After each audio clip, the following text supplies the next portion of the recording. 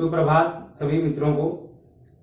प्रिय विद्यार्थियों, हम पढ़ रहे थे संज्ञा का पद परिचय और संज्ञा के पद परिचय में हमने संज्ञा का अध्ययन किया। व्यक्तिवाचक, जातिवाचक, भाववाचक, समूहवाचक और द्रव्यवाचक। अब ये ध्यान रखना है, कुछ संज्ञा से जुड़ी हुई विशेष बातें वो आपको याद रखनी है। संज्ञा से जुड़ी हुई एक बात याद रखनी है कि व्यक्तिवाचक संज्ञा का प्रयोग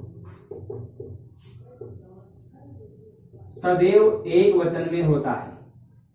सदैव एक वचन में होता है, ध्यान रखना। यदि कोई व्यक्तिवाचक संज्ञा है तो वो हमेशा एक वचन में आएगी, ठीक है। जैसे राम, रावण, श्याम, ये जितनी भी व्यक्तिवाचक संज्ञाएं हैं वो हमेशा एक वचन में आती है। अभी ध्यान रखना है, यदि कोई व्यक्तिवाचक संज्ञा बहुवचन के रूप में प्रयुक्त हो, तो वह व्यक्तिवाचक न होकर जातिवाचक संज्ञा हो जाती है। नियम को अच्छे तरीके से सुनिए। यदि कोई भी व्यक्तिवाचक संज्ञा का प्रयोग एक वचन में न होकर बहुवचन के रूप में हो तो वह जातिवाचक संज्ञा हो जाती है। कैसे हो जाती है, ध्यान देना। मैंने यहां रावण से इसका बहुवचन बना दिया, रावणों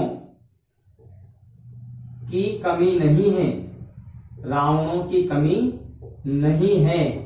यहां पर ध्यान देना मित्रों, ये रावण शब्द राक्षसी प्रवृत्ति के व्यक्तियों के लिए आया है। रावणों यानी बहुत सारे ऐसे जो व्यक्ति हैं जो राक्षसी प्रवृत्ति के हैं, उनके लिए शब्द आया है रावणों। तो ये एक व्यक्ति के लिए न आकर बहुत सारे व्यक्तियों के लिए आया है, इसलिए जातिवाचक में इसका प्रयोग माना जाएगा। अब ध्यान देना, कुछ शब्द ऐसे भी आते हैं जैसे हरिश्चंद्र आज भी हैं। हरिश्चंद्र आज भी हैं। अब ये हैं, ये बहुवचन को दर्शा रहा हैं, इसका मतलब ये हरिश्चंद्र शब्द एक वचन न होकर बहुवचन है, और ये शब्द भी व्यक्तिवाचक न होकर क्या होगा, जातिवाचक होगा। जयचंदों ने इस देश को गुलाम बनाया है। जयचंदों, ये एक जयचंद के लिए न आकर बहुत सारे देशद्रोहियों के लिए, गद्दारों के लिए शब्द आया है, इसलिए शब्द भी क्या होगा, जातिवाचक होगा। तो आप इस बात को अच्छे तरीके से समझ गए होंगे कि यदि किसी व्यक्तिवाचक संज्ञा का प्रयोग एक वचन में न होकर बहुवचन में हो तो वो क्या हो जाता है, जातिवाचक संज्ञा के अंतर्गत आता है। आगे देखिए, ये बात हमें ध्यान में रखनी है कि व्यक्तिवाचक संज्ञा का प्रयोग हमेशा एक वचन में होता है, और यदि उसका बहुवचन रूप सामने आए तो जातिवाचक हो जाता है। अगली बात, भाववाचक संज्ञा का प्रयोग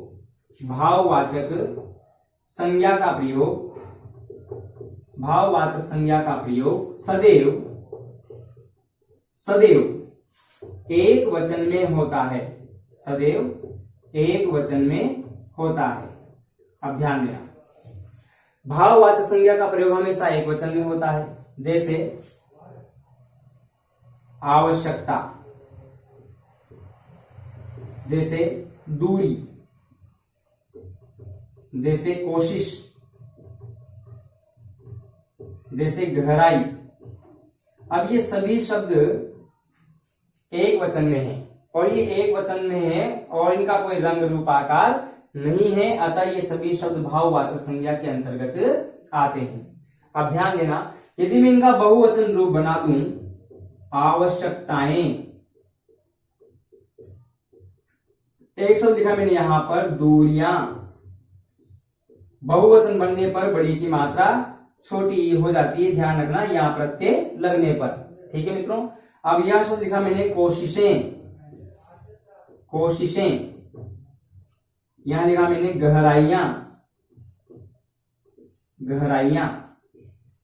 तो ये सभी शब्द क्या हो गए, अब ये बहुवचन होते ही ये सभी शब्द किसके अंतर्गत आएंगे, जातिवाचक संज्ञा के अंतर्गत आते हैं। तो ध्यान देना, भाववाचक संज्ञा का प्रयोग हमेशा एक वचन में होता है। यदि किसी भाववाचक संज्ञा का बहुवचन रूप हो तो हमेशा जातिवाचक संज्ञा के अंतर्गत आता है।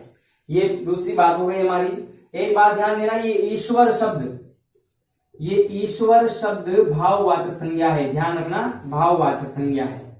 और यदि ईश्वर के अवतारों के नाम है, ईश्वर के अवतारों के नाम है, जैसे राम, कृष्ण, श्याम, जो भी है, ईश्वर के जो अवतार हैं वो अवतार व्यक्तिवाचक संज्ञा के अंतर्गत आते हैं। संज्ञा से जुड़ी हुई छोटी छोटी बात मैं आपको बता रहा हूं।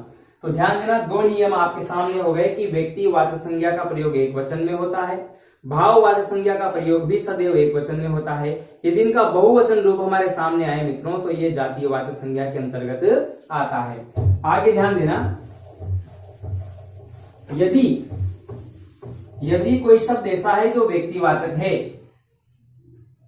यदि कोई शब्द ऐसा है जो जातिवाचक, जैसे पंडित शब्द है, अब पंडित तो बहुत सारे हैं और पंडित शब्द जातिवाचक है, पंडित बहुत से पंडित हैं तो ये जातिवाचक शब्द है, तो ध्यान देना। लेकिन ये पंडित शब्द यदि किसी एक व्यक्ति विशेष को सूचित करता है तो फिर ये व्यक्तिवाचक संज्ञा के अंतर्गत। वाक्य में प्रयोग की बात पता लग गया। पंडित जी स्वतंत्र भारत के प्रथम प्रधानमंत्री थे, पंडित जी स्वतंत्र भारत के प्रथम प्रधानमंत्री थे। अब ये पंडित शब्द किसके लिए आया है? नेहरू जी के लिए आया है मित्रों, तो ये व्यक्तिवाचक संज्ञा होगा। अगर शब्द पंडित पूछ लिया जाए, केवल पंडित, तो जातिवाचक, और इस वाक्य में प्रयोग होने के बाद यदि वो व्यक्ति विशेष की सूचना दे रहा है तो फिर वो व्यक्तिवाचक संज्ञा कहलाएगा। जैसे गांधी, अब गांधी तो बहुत है, बहुत गांधी है, लेकिन गांधी जी हमारे राष्ट्रपिता हैं, हमारे राष्ट्रपिता हैं, तो ये जो है महात्मा गांधी जी के लिए शब्द आया है, तो ये गांधी शब्द जातिवाचक होते हुए भी वाक्य में प्रयोग के अनुसार व्यक्ति विशेष को इंगित है, इसलिए ये शब्द व्यक्तिवाचक संज्ञा के अंतर्गत आएगा। ये बात आपकी क्लियर हो गई। तीसरा नियम सुनिए, संज्ञा से संबंधित। जातिवाचक संज्ञा ऐसी संज्ञा है, जातिवाचक संज्ञा ऐसी संज्ञा है जिसका प्रयोग दोनों वचन में होता है, एक वचन में भी होता है और बहुवचन में भी होता है। अब ध्यान देना, समझना मेरी बात को। मैंने कहा कि व्यक्तिवाचक संज्ञा का प्रयोग हमेशा एक वचन में होता है, भाववाचक संज्ञा का प्रयोग हमेशा एक वचन में होता है। इसका मतलब जो भी बहुवचन शब्द होगा वो हमेशा क्या होगा? जातिवाचक संज्ञा होगा। ध्यान देना, बहुवचन शब्द कोई सा भी हो वह हमेशा जातिवाचक संज्ञा होगा, चाहे वो व्यक्तिवाचक वाला शब्द हो, भाववाचक वाला हो या कोई विशेषण हो। अच्छा, विशेषण वाली बात समझना, से विद्वान शब्द विशेषण है।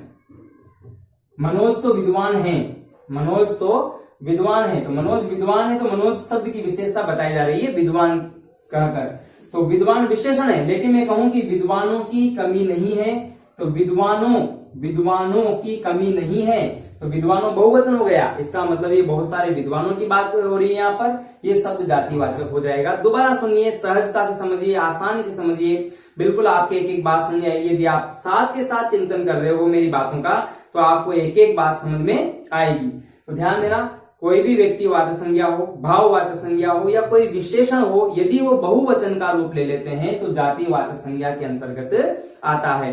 तो जातिवाचक संज्ञा का प्रयोग एक वचन में भी होता है और बहुवचन में भी होता है। अब जैसे हम ले लें शब्द कक्षा, कक्षा शब्द समूहवाचक है, जातिवाचक है, एक वचन है, लेकिन कक्षाएं ये बहुवचन है फिर भी जातिवाचक है, ठीक है। सेना शब्द समूहवाचक है और सेनाएं ये बहुवचन है, ठीक है।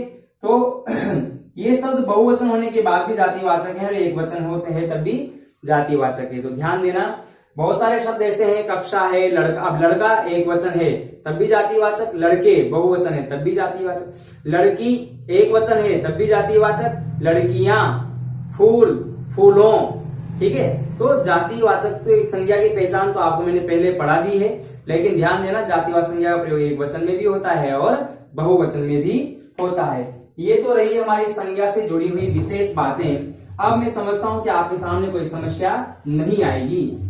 ध्यान देना, अब हम बात कर रहे हैं संज्ञा का पद परिचय। संज्ञा का पद परिचय देने के लिए किन किन बातों को हमें बताना होता है? पहला तो ये बताना होता है कि संज्ञा का प्रकार कौन सा है, उसमें शब्द में जो है उस पद में लिंग कौन सा है, उस पद में वचन कौन सा है, उस पद में कारक कौन सा है, ठीक है। इन बातों का जवाब हमें देना होता है। चलो मैं एक वाक्य यहां पर लिख देता हूं कि रमेश पुस्तक पढ़ रहा है। रमेश पुस्तक पढ़ रहा है। इसमें संज्ञा शब्द कितने हैं? दो, एक तो रमेश है और एक पुस्तक है। बताओ रमेश में संज्ञा कौन सी है? व्यक्तिवाचक, क्योंकि व्यक्ति का नाम है। बताओ पढ़ने का काम कौन कर रहा है? रमेश, इसलिए कर्ता कारक। बताइए कर्ता कारक है। अच्छा इसमें पहले लिंग बताइए। रमेश पुल्लिंग शब्द है, ये सभी जानते हैं, पुल्लिंग है। बताओ रमेश एक वचन है या बहुवचन? दिख रहा है हमें एक वचन है। बताओ कारक कौन सा है? कर्ता कारक है। बस ये हो गया हमारा रमेश शब्द का पद परिचय। आगे देखिए, पुस्तक किसी वस्तु का नाम है। पुस्तक का नाम यदि होता तो व्यक्तिवाचक होता, जैसे रामायण होता, गीता होता, बाइबिल होता, कुरान होता, या ग्रंथ का नाम होता तो व्यक्तिवाचक। यहाँ केवल पुस्तक है, पुस्तकें तो बहुत सारी है तो जातिवाचक है, और जातिवाचक है तो इसका पद परिचय हम देंगे जातिवाचक से। ये संज्ञा कौन सी है? जातिवाचक है। बताओ इसमें लिंग कौन सा है? पुस्तक पढ़ी जाती है, पढ़ा नहीं जाता। तो ग्रंथ होता तो पुल्लिंग होता, और पुस्तक है तो स्त्रीलिंग है। पुस्तक पढ़ी जाती है, इसलिए कौन सा लिंग होगा मित्रों? स्त्रीलिंग होगा। इसके बाद वचन कौन सा है? पुस्तक। पुस्तक का बहुवचन क्या होता है? पुस्तकें। तो ये तो एक वचन में है, इसलिए यहाँ पर एक वचन आ जाएगा। इसके बाद कारक कौन सा है? क्या पढ़ रहा है? पुस्तक। क्या से अगर जवाब आता है तो वो कर्म होता है, इसमें कर्म कारक है। ध्यान देना, अगर हमें मुख्य क्रिया से पहले, ध्यान देना दोबारा सुनना, मुख्य क्रिया से ठीक पहले क्या, किसे, किसको, इन तीन शब्दों से यदि किसी प्रश्न का उत्तर मिलता है तो वो कर्म होता है। ध्यान देना, उसमें कर्म कारक होता है। जैसे अध्यापक छात्रों को पढ़ा रहे हैं। किसको पढ़ा रहे हैं? छात्रों को। किसको पढ़ा रहे हैं? छात्रों को। राम ने रावण को मारा। किसको मारा? रावण को। रमेश ने मोहन को पीटा। किसको पीटा? मोहन को। तो ये सब कर्म है। राम पुस्तक पढ़ रहा है, क्या पढ़ रहा है? पुस्तक। मनोज दूध पी रहा है, क्या पी रहा है? दूध। रमेश पानी भर रहा है, क्या भर रहा है? पानी। तो ये सब क्या से, और वे हमें पढ़ा रहे हैं। हमें किसे पढ़ा रहे हैं? हमें। तो किसे, किसको और क्या, इन तीन शब्दों को यदि हम मुख्य क्रिया का ध्यान रखें आप, ये पढ़ना है मुख्य क्रिया है, और मुख्य क्रिया के ठीक पहले क्या, किसे और किसको, इन तीन शब्दों से प्रश्न करने पर जो हमें जवाब मिलता है मित्रों वही कर्म होता है। तो इसमें कारक कौन सा हो जाएगा? कर्म कारक हो जाएगा। ठीक है, तो इस प्रकार से इस वाक्य का पद परिचय हो गया। अगर आप इस प्रकार से पद परिचय सीख लेते हो तो आपके जो है कहीं भी गलती होने की संभावना नहीं है। आगे देखिए, हम और कुछ उदाहरण सोल्व कर रहे हैं। आप भी घर पर उदाहरण सोल्व करके देखें। अब ध्यान देना, वह मंत्री बन गया। वह मंत्री बन गया। अब ध्यान देना, यहाँ पर वह तो सर्वनाम है, हम सर्वनाम का पद परिचय नहीं पढ़ रहे हैं, हम तो पढ़ रहे हैं संज्ञा का पद परिचय। इसमें संज्ञा शब्द कौन सा है? मंत्री। और मंत्री में संज्ञा कौन सी हो सकती है? मंत्री तो बहुत सारे हैं, तो जातिवाचक। संज्ञा कौन सी? जातिवाचक। बताओ वचन कौन सा? एक वचन। बताइए लिंग कौन सा? पुल्लिंग। मंत्री पुल्लिंग शब्द है। ठीक है, आप ये ई की मात्रा देकर इसको स्त्रीलिंग न मान लें। ठीक है ना, जैसे दही स्त्रीलिंग नहीं है, पुल्लिंग शब्द है। दही, एक घी, पानी, हाथी, ये चार शब्द ऐसे हैं। अब मोती, अब हम क्या सोचते हैं, जैसे लड़की, जैसे नानी, जैसे चाची, ई की मात्रा देखकर ही उसे स्त्रीलिंग मान लेते नहीं, उसका वाक्य में प्रयोग कीजिए। मंत्री बनता है कि बनती है? बनता है। मंत्री होता है। ठीक है, इस प्रकार से मंत्री शब्द पुल्लिंग शब्द है। और दही खट्टा होता है, दही खट्टा पुल्लिंग शब्द है। हाथी आ गया पुल्लिंग शब्द है। मोती मिल गया पुल्लिंग शब्द है। तो वाक्य में प्रयोग करके ही हम उसका लिंग और वचन जान सकते हैं। तो ध्यान देना, जातिवाचक संज्ञा हो गई, एक वचन हो गए। अब बताओ कारक कौन सा है? तो ध्यान देना, बनने वाला कौन? वह, तो ये है कर्ता कारक। अब आप यहाँ पर अगर ये प्रश्न कर लेते हो क्या बन गया, तो ये प्रश्न गलत हो जाएगा हमारा। ये बातें आपके जो है क्रिया वाले टॉपिक में समझ में आती है, फिर भी मैं बता रहा हूं आपको कि ये स्वतः होने, जैसे मंत्री जो शब्द है ना, ये न तो इसमें कोई कारक है, इसलिए ये केवल पूरक शब्द है। ध्यान देना, ये पूरक शब्द है। अब हालांकि ये बात आपकी अगर समझ में नहीं आई हो तो मैं आपको पूरक शब्द वाली बात जो है अगली वीडियो में समझाऊंगा, वहां आप समझ जाओगे ये पूरक शब्द है। पूरक शब्द क्यों है, ये प्रश्न आपका बाकी है, या आपके समझ नहीं आया होगा, मैं इसको आपको समझाऊंगा। है, वह अध्यापक बन गया। क्या बन गया? अध्यापक। तो ये अध्यापक भी पूरक शब्द है, ठीक है, अध्यापक बन। वह,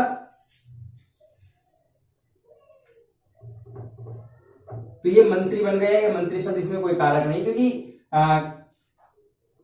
कर्म कारक जब आप समझोगे तब ये समझ में आएगा भाई ये कर्म कारक क्यों नहीं है, ये पूरक शब्द क्यों है, इस बात को हमें समझना है, मैं समझा दूंगा आपको, ठीक है।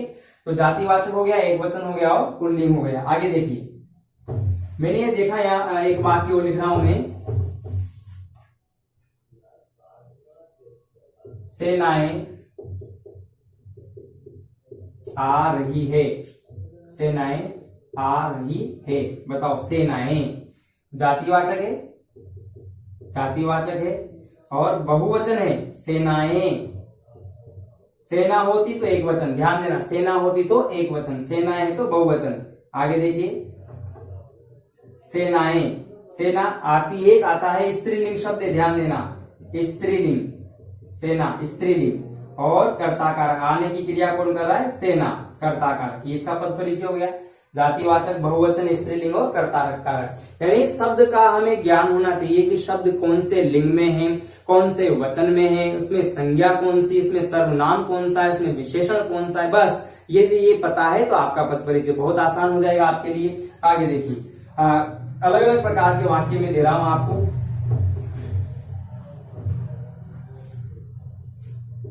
जनता एकत्र हो गई। अब ध्यान देना, जनता शब्द है, ये कौन सी संज्ञा होगी? मैंने पढ़ा रखा है आपको, जातिवाचक है, जातिवाचक और जातिवाचक। इसके बाद स्त्रीलिंग शब्द है, स्त्रीलिंग, और ध्यान देना एक वचन शब्द है, क्योंकि मैंने बताया आपको जनता और ये वर्षा, भीड़, सेना, गुच्छा, मंडल, ये समूहवाचक तो है पर एक वचन में है, ध्यान रखना ना, एक वचन है और कर्ताकारक है, ठीक है, कर्ताकारक है। आगे देखिए,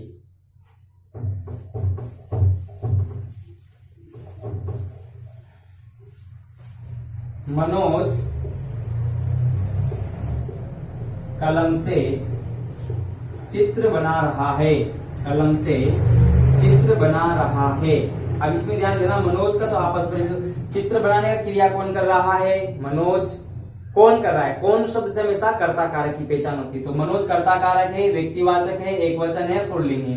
यहाँ देखिए, कलम जातिवाचक संज्ञा है, ठीक है, और स्त्रीलिंग है, एक वचन है, ठीक है, जातिवाचक संज्ञा है, स्त्रीलिंग है, एक वचन है, और क्रिया का साधन किससे चित्र बना रहा है? साधन जहां भी आ जाए उसमें करण कारक होता है, ध्यान देना, तो ये करण कारक है। क्या बना रहा है? चित्र। क्या बना रहा है? चित्र। चित्र वही जातिवाचक संज्ञा है, ठीक है, वही इसमें जो है पुल्लिंग शब्द है और एक वचन है, और कौन सा कारक है? कर्म कारक। जवाब किससे आया इसका? क्या से। क्या बना रहा है? चित्र, कर्म कारक हो गया। तो आप हर प्रकार से भी आपको कारक की पहचान, कारक कितने होते हैं हमारे? कर्ता ने कर्म को करण से द्वारा संप्रदान के लिए अपादान से अलग होने के अर्थ में संबंध काके की अधिकरण में पेपर संबोधन है अरे हो। तो इसमें आपको सभी कारकों की पहचान याद रखनी। वाक्य में कौन सा कारक आया है, कारक जरूर बताएं। उसमें शब्द में जिस शब्द का पद परिचय पूछा जा रहा है उस शब्द का कारक बताएं, उस शब्द का लिंग बताएं, उस शब्द का वचन बताएं और उस शब्द की भेद बताएं कि संज्ञा है तो उसका भेद कौन सा है, सर्वनाम है तो उसका भेद कौन सा है और विशेषण है तो उसका भेद कौन सा है। आप अन्य उदाहरण हल करिए और भी मैं आपको काफी उदाहरण जो है हल करवा दूंगा, ठीक है। तो आप इस टॉपिक को बिल्कुल क्लियर कर लीजिए, संज्ञा का पद परिचय, इसमें कोई समस्या आपके नहीं होनी चाहिए। यदि समस्या है तो आप मुझे पर्सनल कमेंट में पूछ सकते हैं। आज के लिए इतना ही, धन्यवाद।